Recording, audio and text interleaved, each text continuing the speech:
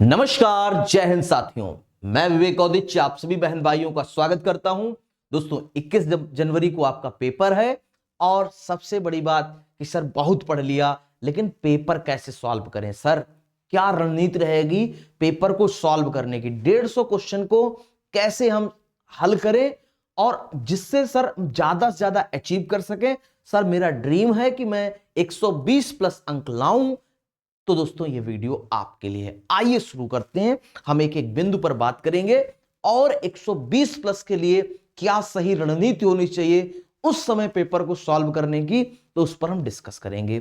तो फ्रेंड्स, सबसे पहले आपके दिमाग में ये होना चाहिए कि भाई साहब 150 क्वेश्चन है, क्वेश्चंस की संख्या 150 है और समय भी हमारे पास 150 मिनट का ही है। क्योंकि कहते हैं ना समय बड़ा बलवान, तो यहीं पर यह सिद्धांत यहां भी फॉलो होता है क्योंकि समय आपको 120 प्लस दिलाएगा और समय का सही मैनेजमेंट आपको 90 से भी कम लाके खड़ा कर देगा। पहली बात। दूसरी और अहम बात कि आपको यह सोचना है कि आपके पेपर में 4 है पैसेज। आपके पेपर में पैसेज की संख्या कितनी है? 4 पैसेज हैं आपके पेपर में। वहीं आपके पेपर में 15 न्यूमेरिकल है। यही है टाइम टेकन और कुछ नहीं है टाइम टेकन। 15 न्यूमेरिकल और आपका क्या 4 पैसेज, ये आपका टाइम टेकन है। 4 पैसेज की अगर मैं बात करूं 30 नंबर ये और 15 मतलब 15 न्यूमेरिकल 15 नंबर, यानी कि 45 नंबर जो है वो आपके लिए बहुत ज्यादा इंपॉर्टेंट भी है और आपके टाइम भी सबसे ज्यादा इसी में लगेगा। सबसे ज्यादा टाइम इसी में लगता है।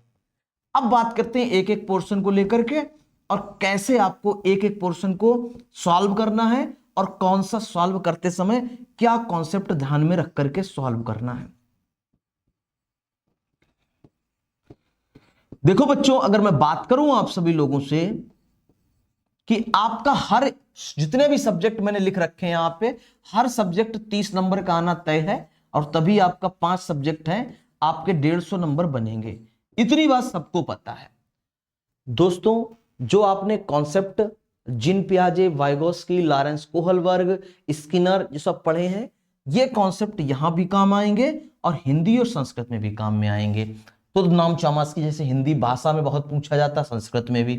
तो सपोज दैट आपने 20 क्वेश्चन यहां पे कर लिए हैं, 20 क्वेश्चन आप यहां पे कर लिए हैं आपने।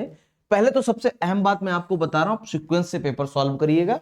कोई फर्जी वाला मत पड़िएगा कि हमको सीडीपी कर लें फिर ईवीएस कर लें फिर मैथ पे आ जाएं, हौच पौच हो जाएगा। 150 क्वेश्चन है, बड़े बड़े क्वेश्चन होते पेडागोजी के, तो आप याद भी नहीं कर पाओगे कौन सा क्वेश्चन कहां पे हमें पढ़ा था, कौन सा इजी है हमारे लिए, कौन सा टफ है। तो सीक्वेंस से चलेंगे हम लोग, सीडीपी, मैथ, ईवीएस, हिंदी और इंग्लिश, इस तरीके से। 20 क्वेश्चन यहां पे आपने कर लिए, 5 आपको नहीं आते, आपने क्वेश्चन मार्क लगा दिया। उन क्वेश्चन पे 5 आपको बिल्कुल छोड़ देने, बिल्कुल छोड़ दिया आपने, ठीक है, आपने बिल्कुल छोड़ दिए। 5 पे आपने लगा दिया क्वेश्चन मार्क, 5 पे आपने क्या लगा दिया? क्वेश्चन मार्क, और आगे बढ़ गए हम। यहां पे भी आपको दोस्तों क्या हो रहा है, 15 न्यूमेरिकल के हैं, 15 पेडागोजी के क्वेश्चंस हैं। न्यूमेरिकल के क्वेश्चन को शुरुआत से देखते चलिएगा। टाइम टेकन है, मैंने बताया था 45 मिनट, 45 क्वेश्चन है, 45 मिनट हमको देने हैं, यानी कि बचा हुआ हमको कितने, ये 100 मिनट में बचे हुए क्वेश्चन करने हैं हमको और 50 मिनट में हमको ये 45 नंबर का पोर्शन करना है। तो एक एक मिनट हमको दे के, एक एक मिनट, 1.5 मिनट हमको दे दे के न्यूमेरिकल लगाने हैं। मतलब इतना नहीं भागम भाग में, नहीं गा रहा है तो छोड़ रहे हैं, ताम झाम दुनिया भर का।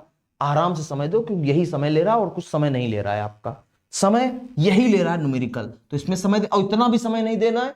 अगर आप मैथ में 20 मिनट से ऊपर समय दे गए तो बच्चा आप ये सब गड़बड़ा दोगे, ये सारे पोर्शंस।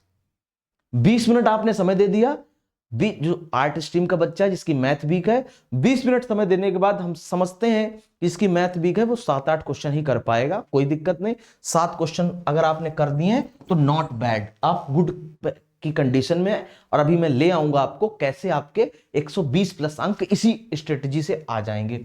सपोज 7 अंक आपके यहां पे आ गए और आपने 15 में आपने यहां पे कर दिए कितने क्वेश्चन, आपने यहां पे आपने 15 में कर दिए 12 क्वेश्चन, या हम कहें 13 क्वेश्चन कर दिए, तो 20 अंक आप यहां पे बना ले गए, 20 अंक आप यहां पे बना ले गए। ईवीएस में भी एनसीईआरटी 3rd 4th 5th की आती है, या थीम से क्वेश्चन आते हैं, 15 की पेडागोजी आती है। दोनों पोर्शन सरल होते हैं। यहां पे आपके 10 क्वेश्चन बन गए और यहां पे आपके 10 से 15 12 क्वेश्चन बन गए। चलो मैं 12 मान ले रहा हूं, यानी कि यहां पे आपके 22 अंक बन गए। अब आते हैं पैराग्राफ पर। पैराग्राफ जब भी पढ़ोगे कंसंट्रेट होकर के सौम्यता तरीके से लाइन बाय लाइन पढ़ोगे, क्योंकि अगर तुम दोबारा पैराग्राफ पढ़े, एक बार पैराग्राफ कंसंट्रेट होकर के 5 मिनट समय देना है, क्योंकि मैंने कहा है कि समय यही लगेगा। 5 मिनट समय देकर अगर कंसंट्रेट होकर आपने पैराग्राफ पढ़ लिया, दोबारा पढ़ना नहीं पड़ेगा, टाइम आपका वैसे भी बच गया। और एक बार आपने फटाफट पढ़ लिया फराटेदार, तो दोबारा पढ़ना ही पड़ेगा। बार बार लाइन मिलाते रहोगे तो फिर टाइम जाएगा। तो इससे एक बार ही ना 5 मिनट दे दिया जाए टाइम सही से, तो आप एक बार टाइम दे दीजिएगा। इतनी बात क्लियर हो गई? हाँ जी सर क्लियर हो गई। अब हम आगे बात करते हैं। पैराग्राफ में जो 15 क्वेश्चन 15 नंबर का आता है लैंग्वेज फर्स्ट में यानी हिंदी में, और 15 नंबर का इंग्लिश या संस्कृत में, तो डायरेक्ट वहां व्याकरण के भी क्वेश्चन होते हैं। और व्याकरण के क्वेश्चन कितने होते हैं? व्याकरण के 4 क्वेश्चन गद्यांश में, 3 क्वेश्चन पद्यांश में लगभग होते हैं। यानी 7 क्वेश्चन आपको एक लैंग्वेज में व्याकरण के मिलेंगे और 7 क्वेश्चन एक में मिलेंगे। यानी पैराग्राफ से अगर आपका क्वेश्चन नहीं भी बन रहा है तो भी आप व्याकरण से बना ले जाएंगे। तो हम समझते हैं कि पैराग्राफ में आपके यहां पे जो पैराग्राफ है आपका, तो इस पैराग्राफ में आप जो 15 नंबर के हैं, इसमें आप 12 नंबर आराम से हंसते हंसते ले आओगे। और पेडागोजी में भी आपके 12 प्लस ही रहेंगे नंबर, 12 से कम नहीं रहेंगे। इसी प्रकार संस्कृत वाले बच्चों के लिए थोड़ी सी कठिनाई ये है, आप संस्कृत का अर्थ नहीं निकाल पा रहे हो, कोई बात नहीं, मैंने एक वीडियो बनाई है कि बिना अर्थ निकाले भी पैराग्राफ कैसे सॉल्व किया जाता है, तो वो वीडियो देख लीजिएगा, 20 मिनट की भी नहीं है, तो आप उसको देखेंगे तो हिट कर ले जाएंगे आराम से। तो दोस्तों वहां पे आप पैराग्राफ हिट करेंगे और आप उस पैराग्राफ में, क्योंकि 4 क्वेश्चन व्याकरण में आते हैं, प्रत्यय आएगा, लकार ये सब आएंगी, आपने पढ़ी रखी है प्रत्यय लकार, तो 4 नंबर आप प्रत्यय लकार से कवर करोगे। और इसी प्रकार काव्यांश में भी आएगा, तो 7 नंबर तो आपने पैराग्राफ वहां से कवर कर लिए। अब बचे हुए जो 8 हैं उसमें से आपने 4 अंक फिर ले लिए, यानी 12 अंक आप 11 अंक पैराग्राफ से ले आ रहे हो, 15 में 11 अंक आप पैराग्राफ से ले आ रहे हो। बचे हुए पेडागोजी में आप 8 या 9 या 10 कर पाओगे पैराग्राफ। मैं मोटा मोटा बता रहा हूं, बताऊंगा कि कैसे आप जो नहीं कर पाओगे, जैसे अभी मैं इसमें वो भी बता दूंगा कि अगर आप नहीं भी कर पाए तो भी आप कैसे चीजों को आसान करोगे, कैसे आप तुक्का लगा करके भी इसके आगे की कड़ी आसान कर ले जाओगे। तो 11 आपने पैराग्राफ से किए और 8 क्वेश्चन आपने कर दिए पेडागोजी से, क्योंकि संस्कृत की पेडागोजी टफ पेडागोजी है, आपने 19 अंक यहां पे ले आए। तो यानी कि अब मैं बात करूं आप सभी लोगों से, सीडीपी में आपके आ रहे हैं अभी 20 अंक, मैथ में अभी आपके आ रहे हैं कितने? 20 अंक, हिंदी में आपके आ रहे हैं 22 अंक, और आपके ईवीएस में आ रहे हैं अभी आपके 22 अंक, और संस्कृत में आपके आ रहे हैं 19 अंक। तो अगर मैं आप सभी लोगों से बात करूं, 2 2 4 और 3, आपका 4 ये हो गया, और 9 13, 3 हासिल लगा 1, और 3 2 5 5 2 7 7 2 9 9 1 10 9 1 10 130 3 अंक आप ले आए अपनी नॉलेज बेस से। अब 103 में 100% गारंटी, आप 103 के 103 सही नहीं होंगे आपके, तो यानी कि यहां पे आप 10 नंबर पीछे आ जाओ। अगर आप यहां पे 10 नंबर पीछे आ गए तो आप आ रहे हो कितना पीछे?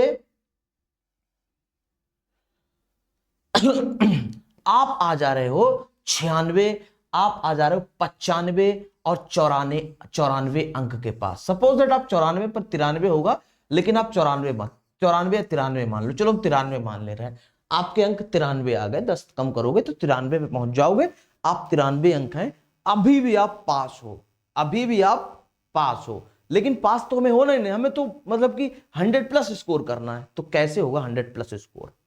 बच्चों आपके बच्चे कितने? 50 नंबर बच्चे हैं, 50 नंबर बच्चे हैं। आपने अटेम्प्ट कितने किए हैं? आपने अटेम्प्ट किए 103 अंक, ठीक है, यानी कि 47 अंक आपने अटेम्प्ट नहीं किए हैं। अब अगर मैं ऑप्शन की बात करूं, अब आपको इन 47 क्वेश्चन में तुक्का ही लगाना है, A B C D, तो तुक्का कैसे लगाना ये आप सीख लो, क्योंकि यहीं से कहानी आपकी 120 प्लस जाएगी, क्योंकि यहां पे आप काट के 93 अंक आ चुके हो, क्योंकि 10 आपके नेगेटिव में चले गए। अब अगर मैं बात करूं 150 क्वेश्चन टोटल है, डिवाइड बाई 4, 38 क्वेश्चन आपका रहा एक ऑप्शन। सीटेट के इतिहास में 2011 से 2023 तक ऐसा देखा गया है, प्रत्येक ऑप्शन समान समान तरीके से भरा हुआ है। यानी कि अगर ए है, ए क्वेश्चन अगर सही है तो 38 क्वेश्चन ए सही है, 38 बी सही है, 38 सी सही है, 38 डी सही है, मतलब समान तरीके से। अगर 38-38 का पेयर नहीं है तो 40, अगर सपोज दैट ये 40 सही है तो ये 36 सही हो गया, ये 36 सही हो गया तो ये 40 हो गया, मतलब टोटल मिलाकर के 36 से 40 के बीच में ऑप्शन, प्रत्येक option suppose that B answer या तो 40 सही होंगे बी, या 36 सही होंगे बी।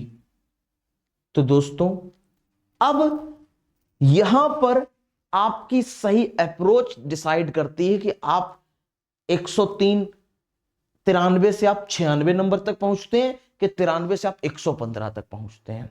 आइए बात करते हैं कैसे पहुंचेंगे 93 से 115 120 प्लस। सपोज दैट आपने ए आंसर आपके इसे 103 क्वेश्चन आपने अटेम्प्ट किए, तो 40 क्वेश्चन आपके ए सही हो गए। फिर आपने बी आंसर किया तो बी आंसर आपका कितना सही हो गया, बी ऑप्शन आपका 30 क्वेश्चन सही हो गए, और सी ऑप्शन जो था आपका वो कितना सही हुआ, आपका मात्र और मात्र 20 सही हुआ। ठीक है, और ये कितना, डी ऑप्शन आपका कितना सही हुआ, आपका 13।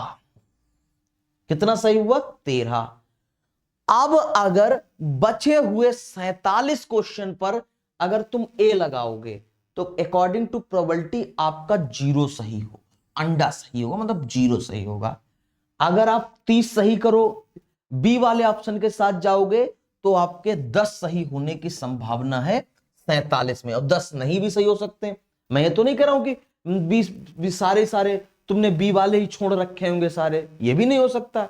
कोई सी वाला छोड़ रखा होगा, कोई बी वाला, कोई डी वाला, ये तो प्रोबेबिलिटी का गेम है। तो अगर आपने यहां पे देखा तो यहां पे आपने पाया कि 20 क्वेश्चन आप सी वाले ऑप्शन अभी भी हमने नहीं लगाए हैं। मतलब अगर हम 47 के 47 भर दें तो हो सकता है 20 ऑप्शन सी आंसर वाले सही हों। लेकिन जब हम यहां पे आते हैं तब हम पाते हैं 27 क्वेश्चन हमने डी ऑप्शन वाले छोड़ रखे हैं। हम डी वाले बचे हुए 47 क्वेश्चन में डी गोला भर देंगे। 27 क्वेश्चन की प्रोबेबिलिटी है, मैं कह रहा हूं चलो 7 क्वेश्चन तुम्हारे गलत भी हो गए, 7 क्वेश्चन तुम्हारे गोला भी गलत हो गए, बचे कितने, 20 क्वेश्चन बचे। 20 क्वेश्चन, हाँ जी, जरा 93 में हमने 20 जोड़ा कितना हो गया, 3 9 और 2 11, 113 क्वेश्चन आपके सही हो गए।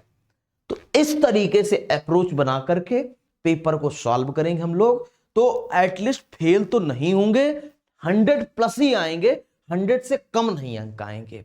मिलते हैं नेक्स्ट वीडियो में, तब तक के लिए धन्यवाद। जय हिंद साथियों, स्ट्रेटजी यही अपनाइएगा। इस स्ट्रेटजी के साथ कई बच्चे पास हुए और तुम भी पास होगे।